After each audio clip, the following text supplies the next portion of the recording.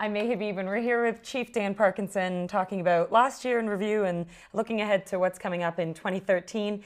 Chief, let's look back at what seems like a really long time ago last year. Crime rates, I know, are down. You have a couple of numbers. What really stands out to you? We actually just compiled our year-end numbers not that long ago, about a week and a half ago, 2 weeks ago, and very pleasantly surprising again, the reduction in all categories of measured crime, violent crime, property crime, other crime, and drug crime. But more importantly, the dramatic reduction in what I refer to as real crime, crime that people are going to report. There's always been some sense that, well, people aren't reporting as much crime, therefore we aren't gathering accurate statistics. But there's two categories of crime that I refer to as real crime. One is auto theft and one is break and enter. Right. These are two crimes that, number one, if your car was stolen, you're going to report it. Yes. If your house is broken into, there's a pretty good chance you're going to report it. There's other crimes out there that we may not get total and accurate. Do you have a reason as to why there was that reduction? Well, we continue with our strategy of targeting known prolific offenders. Right. We honestly think that that's part of the big solution that we have to crime in this community, that we know there are people who've made a conscious decision to be criminals. They are enterprise criminals. They make a living off crime. Right. They make a living off breaking into your home. They make a living off breaking into your car and stealing your change out of your console.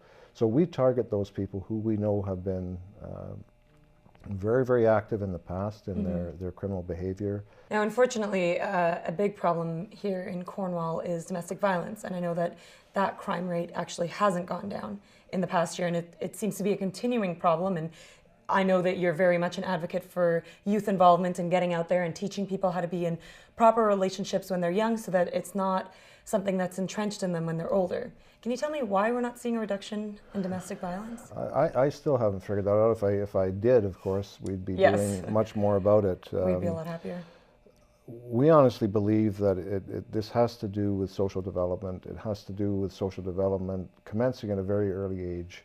I was at a meeting this morning with a group that I'm involved with, Building Better Men, and we spoke about this very same problem. Like, how do we get the message out? What age do we start at?